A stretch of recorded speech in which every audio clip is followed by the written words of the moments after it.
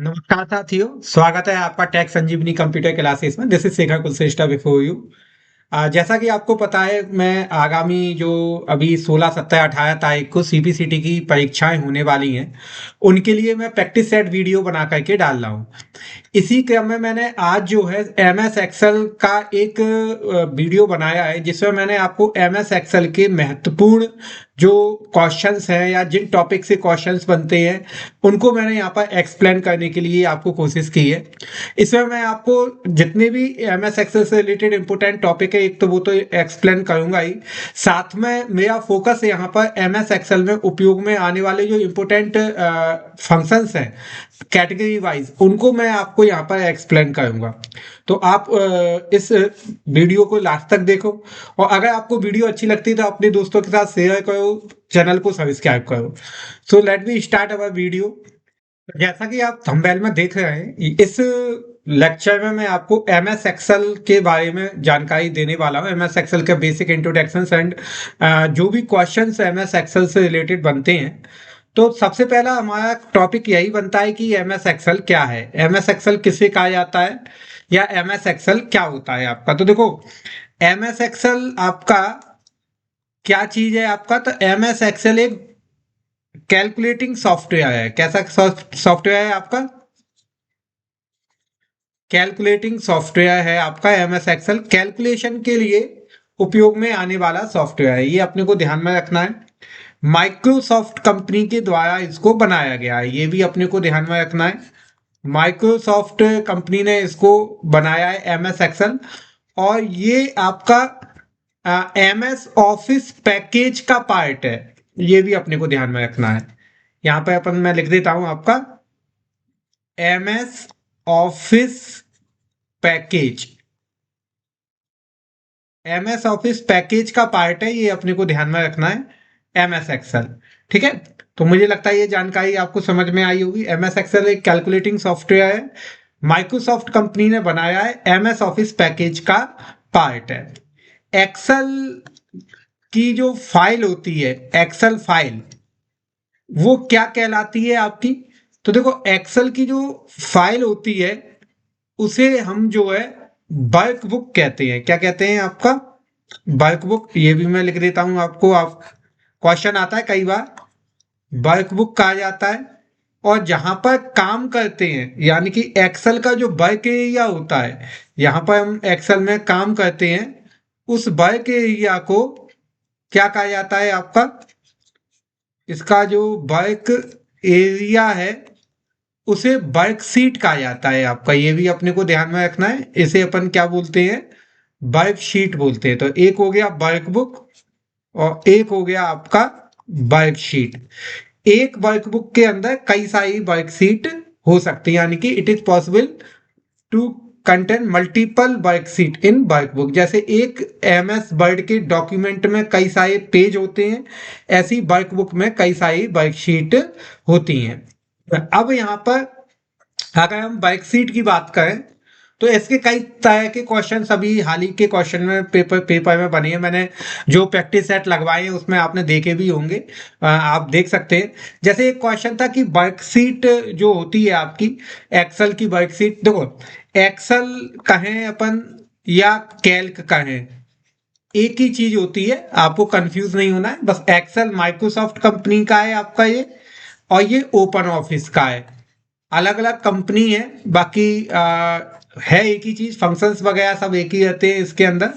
तो जो वर्कशीट होती है, वर्कशीट के अंदर हमें क्या किस तरह का स्ट्रक्चर मिलता है, ये एक तो अपने को क्लियर होना चाहिए कि वर्कशीट के अंदर हमें किस तरह का स्ट्रक्चर रहता है। तो वर्कशीट का स्ट्रक्चर टेबलर होता है आपका। कैसा होता है? Tabular structure. जैसे मैं यहाँ पे एक ड्रॉ करके बता देता हूँ, इस तरह की वर्कशीट होती है, टेबलर वर्कशीट होती है। जहां पर ये अगर अपन देखें इसको, तो ये रोज होती हैं आपकी। यहां पर मैं इसको सेंटर अलाइन कर देता हूं, जिसे सही से समझ में आएगा। देखो, ये कॉलम है जिन्हें हम नंबर से दर्शाते हैं, 1, 2, 3, 4, 5, 6 एंड सो ऑन। ये कॉलम है आपके जिसको अपन अल्फाबेट से दर्शाते हैं, नंबर से नहीं। A B C D E F and so on. And ये रो है जिसको हम नंबर से दर्शाते हैं, 1 2 3 4 5, इस तरीके से। तो एक्सेल की जो वर्कशीट होती है इसमें हमें क्या मिलते हैं, कॉलम मिलते हैं, ठीक है, कॉलम मिलते हैं एंड रोज मिलती हैं। अब क्वेश्चन आता है कि टोटल नंबर ऑफ कॉलम कितने होते हैं, टोटल नंबर ऑफ रोज कितनी होती हैं आपकी। तो देखो, एक्सेल की जो वर्कशीट होती है, अगर अपन इसमें बात करें कि कुल कितने कॉलम कितनी रोज हैं आपका, तो एक्सेल की वर्कशीट पर 16 384 तो कॉलम होते हैं आपके, और 10 48 576 ये टोटल रोज होती हैं आपकी। यानी कि ये जैसे A B C D F ये कॉलम के नाम दिए तो ये 16 384 होते हैं एंड तक। और रो जो है नीचे तक अगर अपन देखेंगे तो 10 48 576 इसके रोज होती हैं। एक चीज और अपने को ध्यान में रखना है यहाँ पर कि इसका जो लास्ट कॉलम होता है, अब इसमें कॉलम को तो अल्फाबेट से दर्शा रहे हैं, तो लास्ट कॉलम का जो नाम होता है वो क्या होता है, ऐसा क्वेश्चन ही बनता है। तो एक्स एफ डी होता है, लास्ट कॉलम का नाम क्या होता है आपका, एक्स एफ डी। और लास्ट रो का नाम क्या है, तो लास्ट रो तो यही होती है आपकी 10 48 576, ठीक है। तो ये लास्ट रो हो जाती है, ठीक है। अब एक्सेल की वर्कशीट पर एक और चीज जो हमें मिलती है काम करने के लिए, डेट इज सेल। क्या आता है आपका, सेल। अब सेल क्या होते हैं, तो ये क्वेश्चन कई बार पूछा जा चुका है आपका। रो और कॉलम की क्रॉसिंग से जो बनना है, यानी कि रो और कॉलम के कटने से जो जगह बन रही है आपको, उसे क्या कहा जाता है, सेल कहा जाता है। जैसे हम यहाँ पर देखें, ये एक सेल है, ये एक सेल है, ठीक है, इस तरीके से इनको सेल कहा जाता है। अब जैसे कॉलम का नाम होता है एक अल्फाबेट, रो का एक नंबर होता है, तो सेल इन दोनों को मिलाकर के बनता है। यानी कि जैसे ये सेल अगर हम बात करें, इस सेल का क्या नाम होगा, तो इसका कॉलम है बी, तो बी और रो है 2, तो इसका नाम हो जाएगा B2।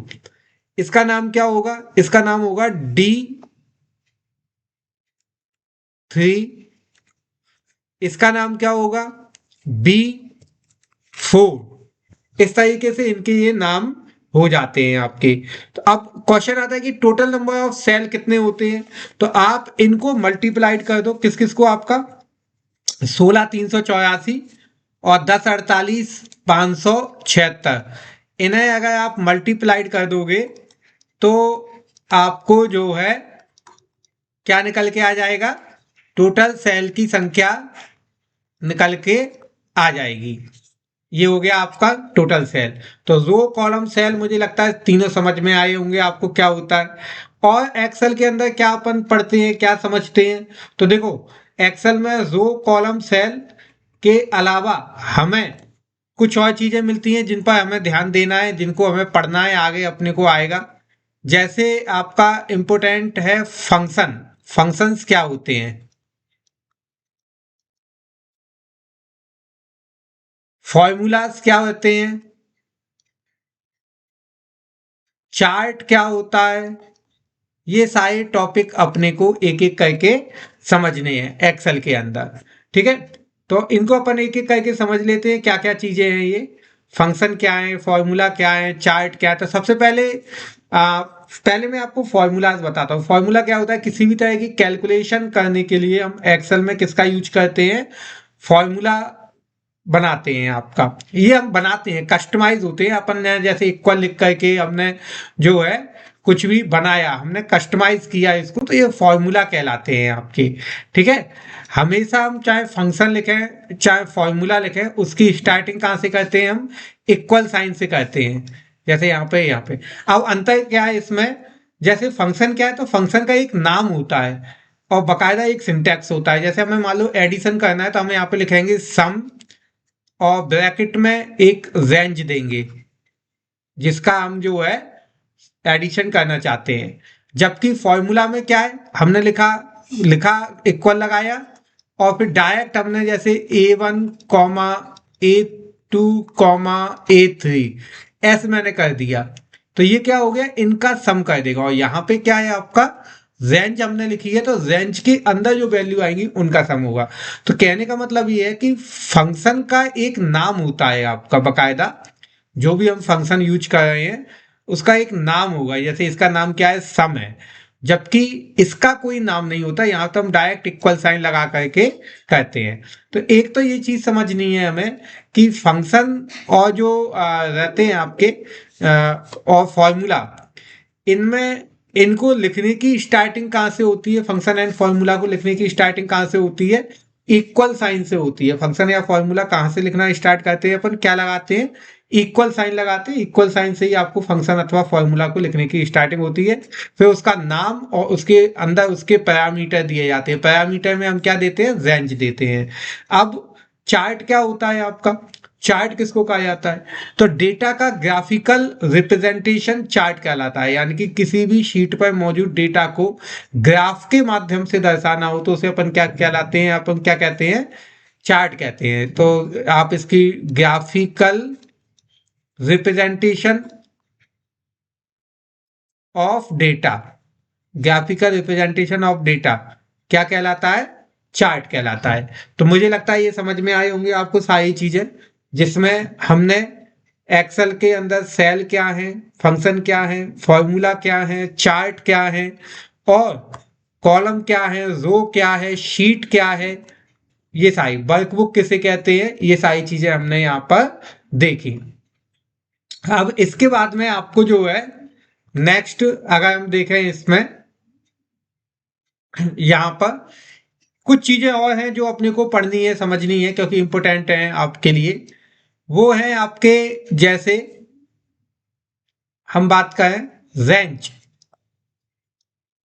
रेंज किसको कहा जाता है, तो रेंज क्या होती है, तो आपका इसके क्वेश्चन आए हैं कई बार, रेंज क्या होती है, तो सेल्स का समूह, group of cell, group of cell क्या कहलाती है, रेंज कहलाती है। ये हमेशा रेक्टेंगुलर होती है, यानी कि जैसे अगर हम रेंज की बात करें तो या तो वो ऐसे अपन सिलेक्ट करेंगे या इस तरह से सिलेक्ट करेंगे, तो मतलब रेक्टेंगुलर होती है। इसकी आकृति कैसी होती है, रेक्टेंगुलर होती है। ये क्वेश्चन पूछा भी गया है एग्जाम में कि रेंज का, आपके सीपीसीटी के ही एग्जाम में आया था एक बार कि रेंज की आकृति कैसी होती है, तो रेक्टेंगुलर होती है। सेल का समूह ही क्या कहलाता है, रेंज कहलाता है। अब क्या होता है कि जैसे हम रेंज पढ़ रहे हैं तो कई बार क्या होता है, आपसे क्वेश्चन आ जाता है, एक आपको रेंज लिख के आएगी और उसमें सेल की संख्या पूछी जाती है कि इसमें कितने सेल हैं। उदाहरण के लिए आपसे A1 कॉलन C5 ऐसे करके एक रेंज लिख के आई है, A1 से लेकर के C5 तक की रेंज है, और आपसे पूछा जा रहा है कि भाई बताओ इसमें टोटल नंबर ऑफ संख्याएं कितनी है, यानी कितने सेल इसमें कवर होंगे A1 से लेकर के C5 तक में। तो देखो अगर हमें इसको निकालना है तो इसके निकालने का तरीका क्या है, पहले हम कॉलम गिनते हैं, यानी कि A से लेकर के C तक के कितने कॉलम है पहले ये गिन लो, और फिर सेल गिनते हैं 1 से लेकर के 5 तक कितने आपकी रो है। तो हमने पहले कॉलम गिन लिए फिर रो गिन ली, ठीक है। कॉलम ए से सी तक कितने हो गए, ए बी सी यानी कि 3 हो गए, और 1 से 5 तक यानी कि 1 2 3 4 5, तो ये 5 क्या हो गए आपके रोज हो गई। इन दोनों को मल्टीप्लाइड कर दो आपका, तो टोटल 15 हो गए आपके, यानी कि इसमें टोटल नंबर ऑफ सेल कितने हैं, 15 है। तो ऐसे अपन करके सेल की संख्या को निकाल सकते हैं, यानी कि पहले ए से लेके मतलब कॉलम से कॉलम गिनेंगे और रो से रो गिनेंगे, और फिर जो संख्या निकल के आएगी उनको आपस में हम मल्टीप्लाई कर देते हैं, तो सेल की संख्या निकल के आ जाती है। ऐसे भी क्वेश्चन कई बार आपसे बन के आ जाते हैं आपके, ठीक है। जैसे आपसे एक क्वेश्चन आया A1 और B5 से B9, अब आपसे कहेंगे कि बताओ इसमें कितने सेल हैं, तो आप कैसे, क्या आंसर आएगा इसमें, A1 कॉमा B5 से B9। तो देखो A1 ये तो एक ही सेल हो गया, तो इसको तो छोड़ो आप, ये कितने हैं आपका B5 से B9, तो B से B एक सेल हो गया, यानी कि एक ही कॉलम हो गया। और 5 से 9 तो काउंट कर लो, 5 6 7 8 9, टोटल 5 हो गए आपके। तो टोटल हो गए 5, इन दोनों को जोड़ दोगे तो कितने सेल हो गए, 6। यानी कि इस रेंज में कितने सेल हैं आपके, 6 सेल हैं। ये वाली जो नीचे लिखी हुई है रेंज, इस वाली रेंज में टोटल नंबर ऑफ सेल 6 है। ठीक है, तो इस तरीके से हम किसी भी रेंज में सेल की संख्या को काउंट कर सकते हैं। मुझे लगता है ये समझ में आया होगा आपका, सेल की संख्या कैसे काउंट करते हैं। तो ये सारी चीजें समझ में आई आपको, कौन कौन सी चीजें क्या क्या है इसमें। हमने एम एस एक्सेल क्या है, एक्सेल के बारे में बेसिक जानकारी, किस कंपनी ने बनाया, क्या इसमें फाइल फॉर्मेट होता है, एक्सेल के अलग अलग जो वर्क बुक किसको कहते हैं, यानी कि एक्सेल की फाइल को, वर्कशीट किसको कहते हैं, इसकी वर्क एरिया को। वर्कशीट पर क्या क्या चीजें होती हैं, तो रो कॉलम और सेल, तीन चीजें होती हैं। कॉलम को अल्फाबेट से दर्शाते हैं, रो को नंबर से दर्शाते हैं, सेल इन दोनों को मिलकर के बनता है। टोटल नंबर ऑफ कॉलम कितने होते हैं, टोटल नंबर ऑफ रोज कितनी होती हैं, सेल की संख्या कितनी होती है, तो इन दोनों को मल्टीप्लाइड कर दोगे तो सेल निकल के आ जाएगा। फंक्शन क्या होते हैं, फॉर्मूलाज क्या होते हैं, किसी भी तरह के अर्थमेटिकल स्टैटिस्टिकल कैलकुलेशन के लिए हम किसका यूज करते हैं, फंक्शन अथवा फॉर्मूला का यूज करते हैं।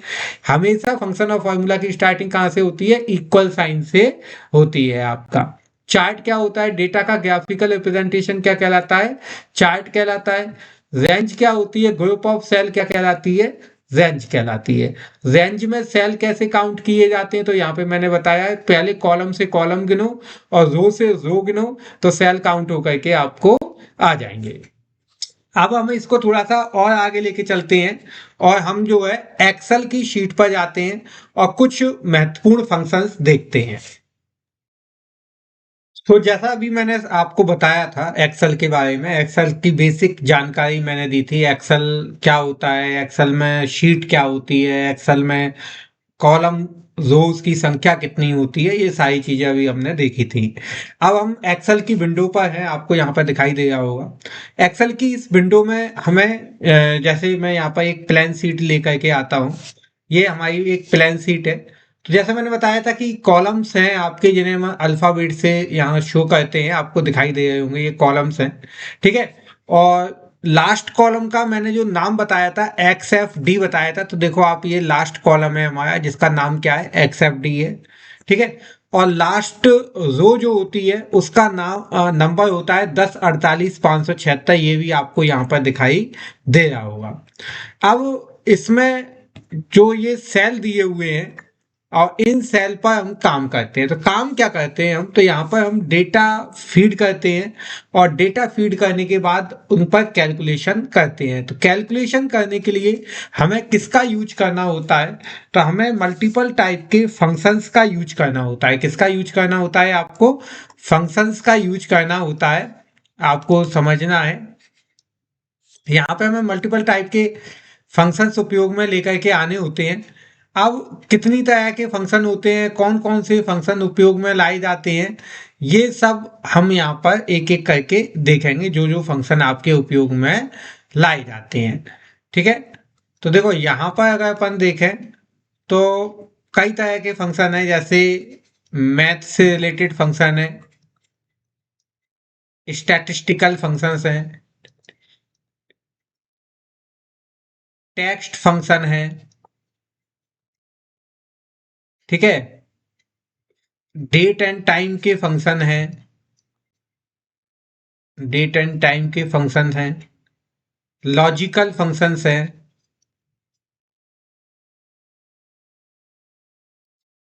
ये सब कैटेगरी लिख रहा हूं मैं यहाँ पर। फाइनेंशियल फंक्शंस हैं, इसके अलावा आपका लुकअप के फंक्शन है, वैल्यू ढूंढने के लिए लुकअप फंक्शन कहलाते हैं, आपके पूछे भी जाते हैं काफी, लुकअप फंक्शन है।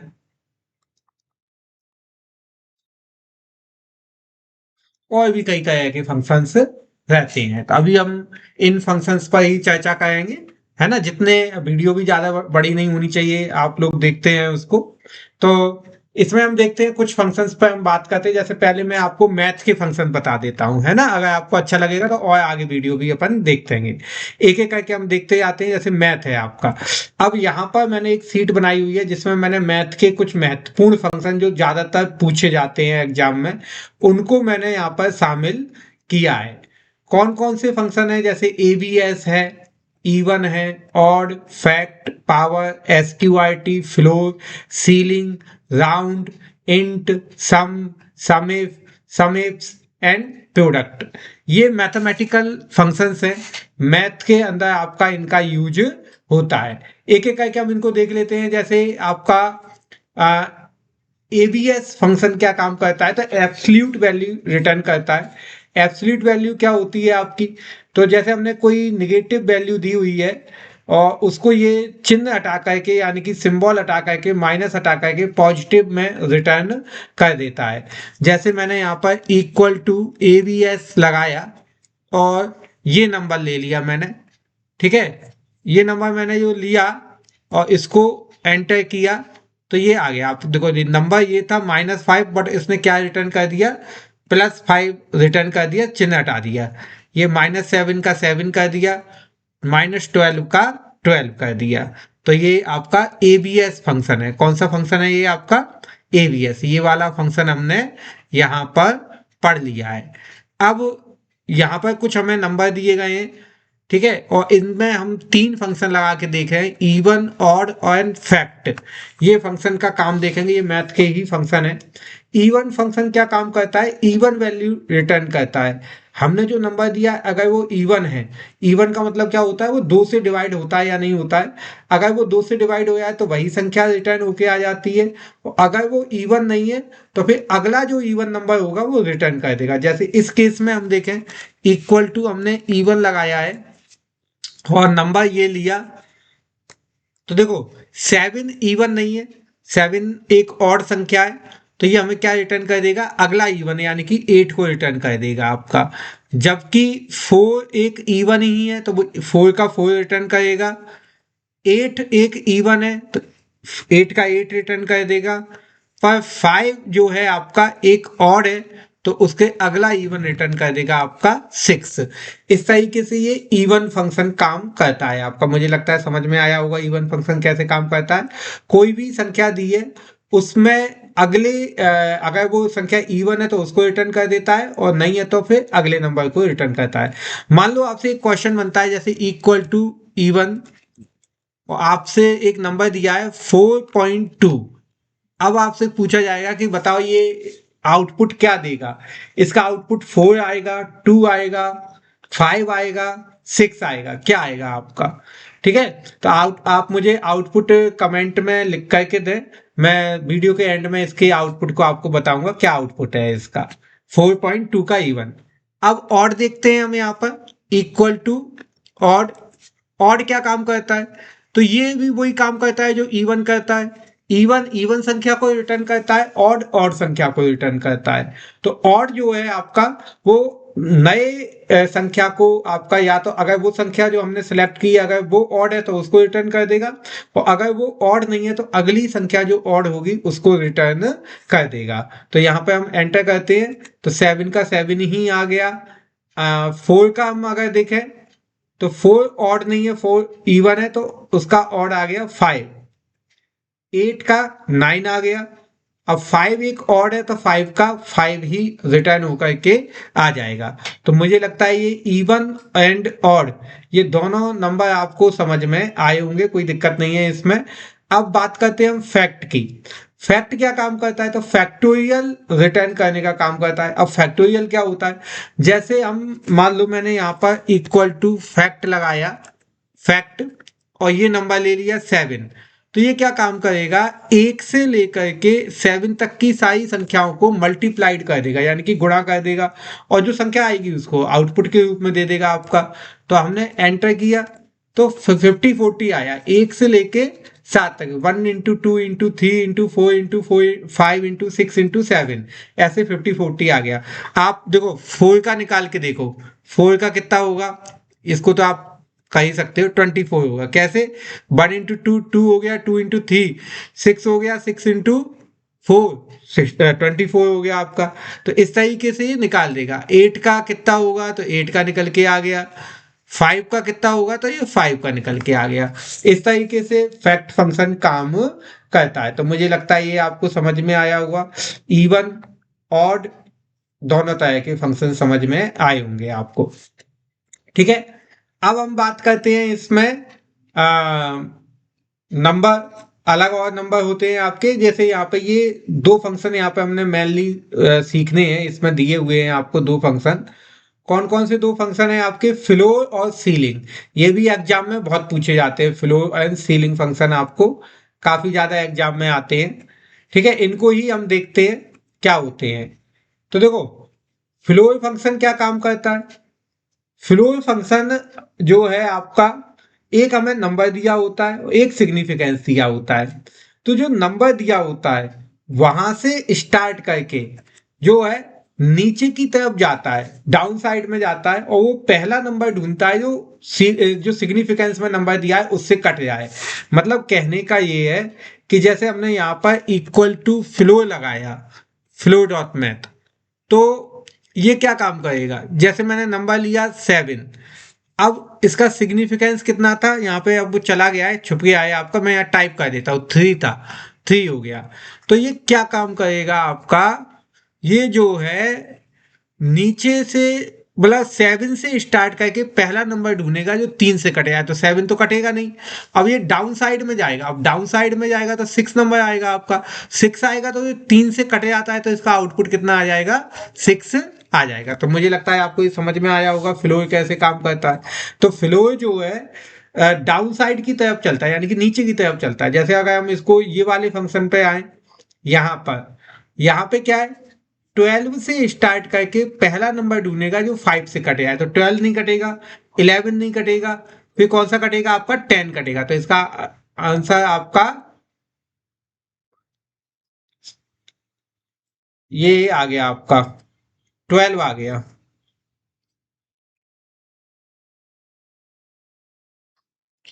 इसमें क्या आ गया? इसमें 15 ही आ गया आपका।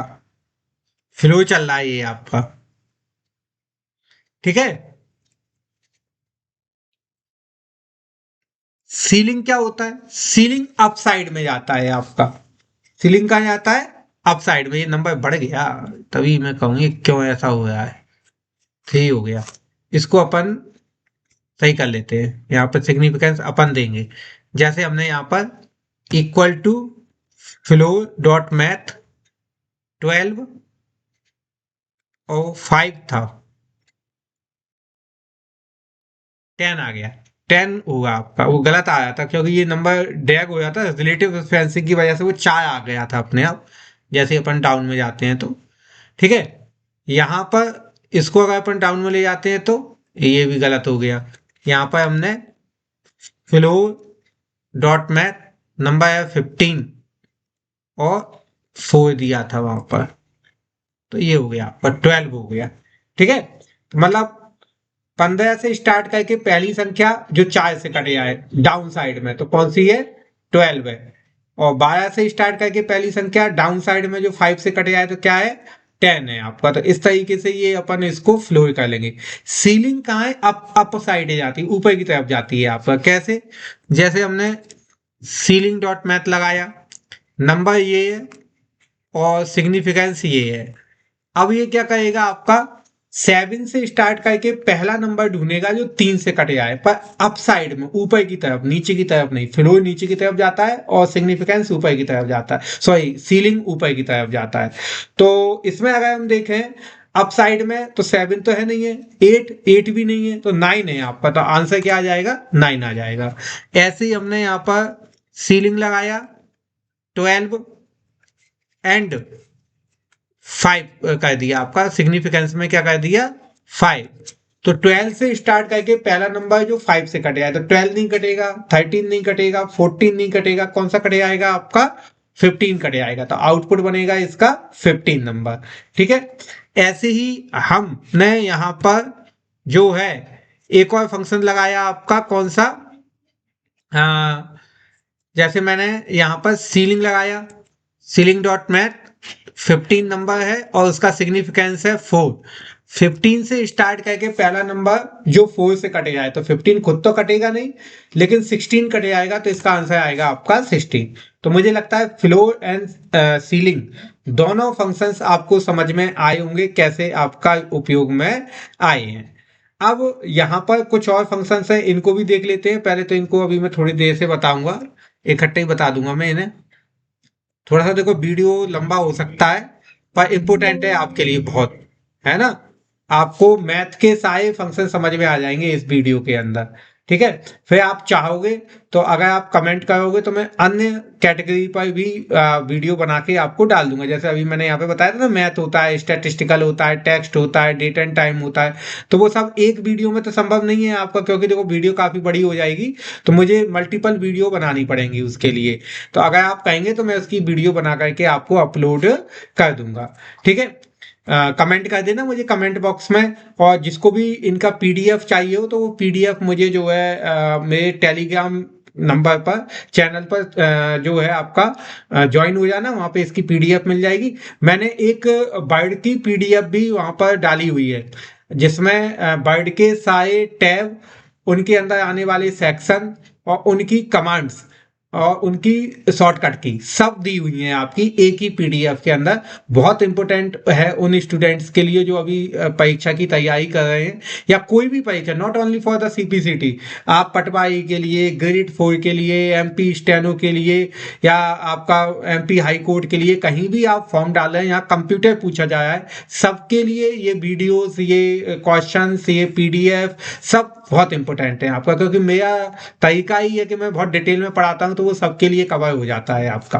ठीक है, अब इसका यहाँ पे ये हमें कितने फंक्शन हमने पढ़ लिए, एबीएस पढ़ लिया, इवन हो गया, ऑड हो गया, फैक्ट हो गया, फ्लो हो गया, सीलिंग हो गया। यहाँ आ जाते हैं हम, नंबर दिए हैं हमें, इंट, राउंड। इन दो फंक्शंस को और देखते हैं हम, इंट राउंड कैसे काम करते हैं और क्या काम करते हैं। ठीक है, कैसे काम करते हैं के साथ साथ क्या काम करते हैं। तो देखो, इंट क्या काम करता है, इंटीजर वैल्यू रिटर्न करता है। इंटीजर का मतलब होता है पूर्णांक भाग रिटर्न करता है।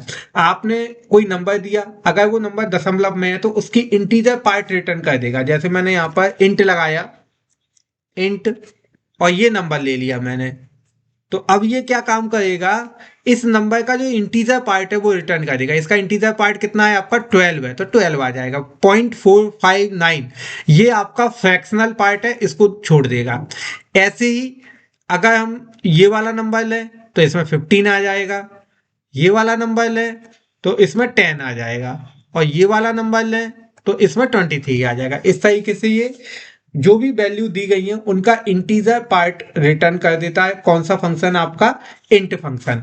अब अगर हम इस की बात करें, राउंड की बात करें, राउंड क्या काम करता है, तो ये वैल्यूज को राउंड अप करने का काम करता है। राउंड अप का मतलब क्या होता है, आपका जो है, जो भी नंबर दिए गए हैं उनको राउंड अप कर देगा आपका।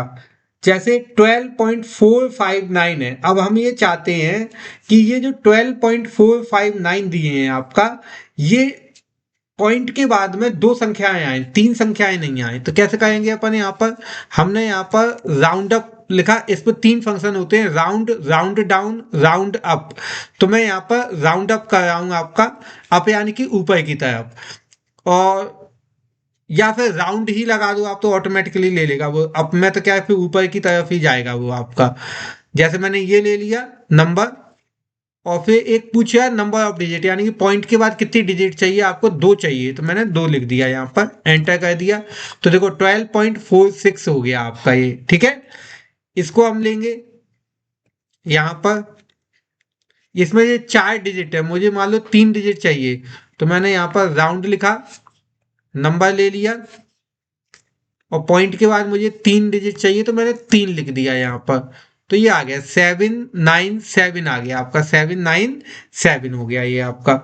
इस तरीके से ये राउंड अप कर देता है किसी भी संख्या को। इसको अपन पकड़ के यहाँ पे ड्रैग आउट कर लेते हैं।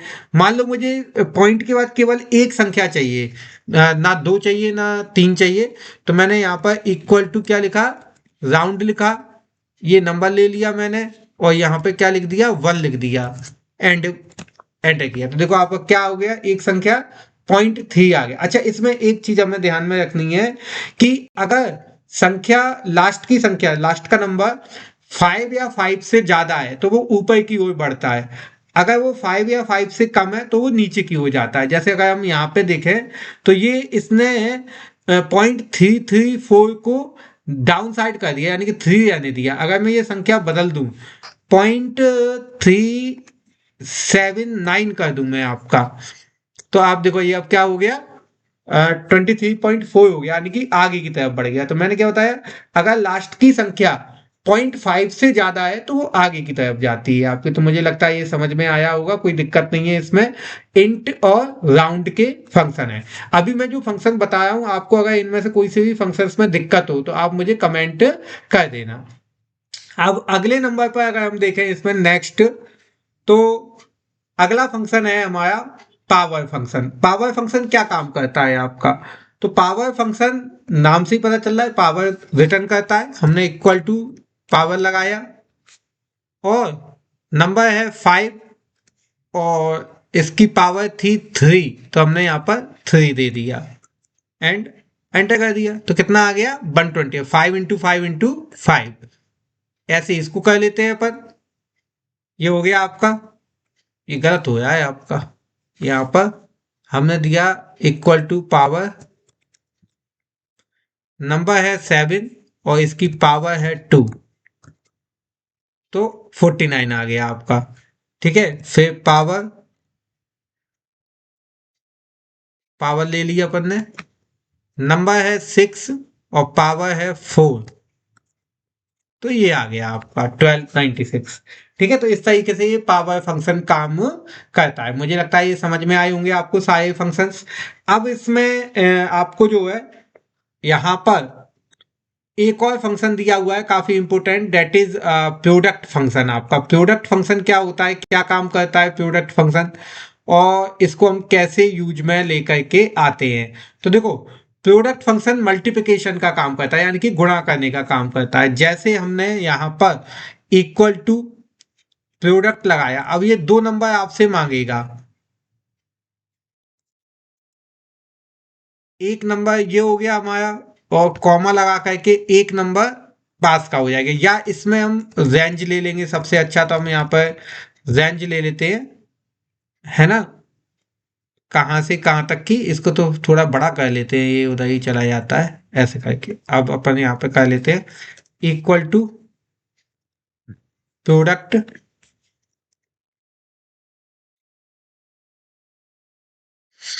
ये हमने दोनों की रेंज ले ली, तो ये इसका मल्टीप्लिकेशन निकल के आ गया, यानी कि मल्टीप्लाई करने का काम करता है कौन सा फंक्शन, प्रोडक्ट फंक्शन। तो मुझे लगता है अब ये आपको समझ में आए होंगे सारे फंक्शन।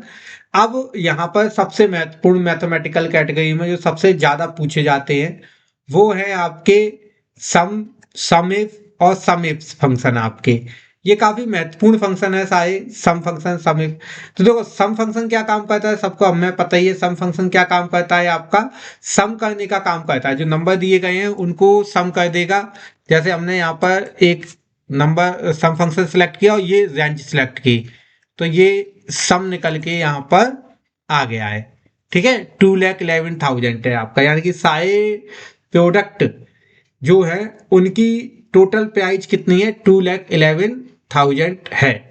पर मान लो हमें इसमें सबकी टोटल प्राइस नहीं चाहिए, हमें तो कुछ विशेष प्रोडक्ट की चाहिए। जैसे मान लो मुझे केवल और केवल एसी की प्राइस देखनी है, तो फिर मैं सम इफ का यूज करूंगा, यानी कि कंडीशन के आधार पर सम करने के लिए हम किसका यूज करते हैं, सम इफ का यूज करें। एक कंडीशन के आधार पर, जैसे मुझे एसी का देखना है तो मैंने यहाँ पे एसी लिखा और फिर मैं यहाँ पर इक्वल टू सम इफ लगाऊंगा।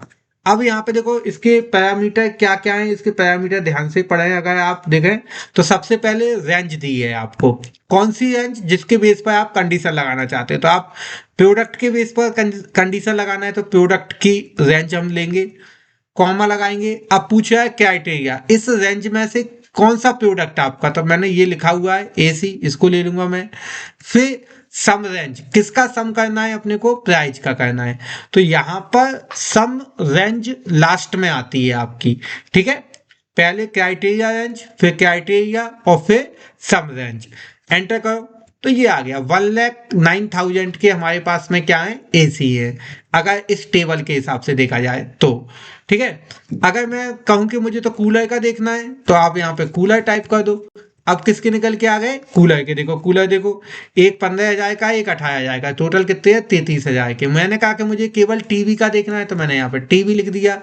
टीवी कितने की है, 45,000 की, क्योंकि मेरे पास में एक ही टीवी है और तो है नहीं है आपका। मान लो मैं ये लास्ट वाले को भी नाम बदल के टीवी कर देता हूँ तो देखो यहाँ पर अब ये बढ़ गया आपका, है ना। तो इस तरीके से हम जो है सम इफ फंक्शन का यूज करते हैं। सम इफ्स का क्या यूज होता है आपका, तो ये मल्टीपल कंडीशंस के साथ में काम करता है। सम सिंगल कंडीशन पे काम करता है और सम इफ मल्टीपल कंडीशन। मान लो दो कंडीशन है हमारे पास, हमें एसी का ही देखना है पर हमें जो है केवल वोल्टास के एसी का डिटेल देखना है। अभी हमारे पास में 3 एसी हैं और 3 एसी में एक वोल्टास है, फिर ब्लू स्टार और फिर वोल्टा, यानी कि 2 वोल्टास के एसी हैं हमारे पास में, एक ब्लू स्टार का है। तो ये जो निकल के आया था टोटल यहाँ पे आपका, ये तीनों एसी का कंबाइन निकल के आया था 1,09,000। पर हमें जो है एसी का ही देखना है, पर कौन से एसी का देखना है, यहाँ पर वोल्टास के एसी का देखना है।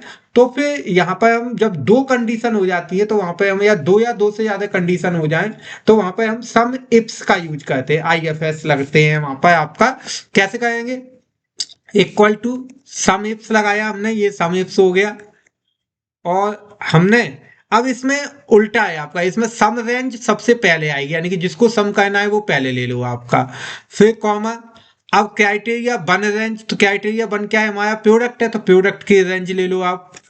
इसमें कौन सा प्रोडक्ट, एसी। फिर क्राइटेरिया 2 रेंज, क्राइटेरिया 2 हमारी कंपनी है तो कंपनी ले लो। कौन सी कंपनी, तो वोल्टास ही अपन ने लिखी हुई है, एंटर करो, ये आ गया आपका 71,000। ये हमारी वोल्टास की एसी का टोटल जो है प्राइस है। ठीक है, और कुल एसी की प्राइस देखी जाए तो 1,09,000 है, क्योंकि इसमें 38,000 कौन सी है, आपकी ब्लू स्टार की एसी है। तो मुझे लगता है आपको ये मैथ के सारे फंक्शन समझ में आए होंगे।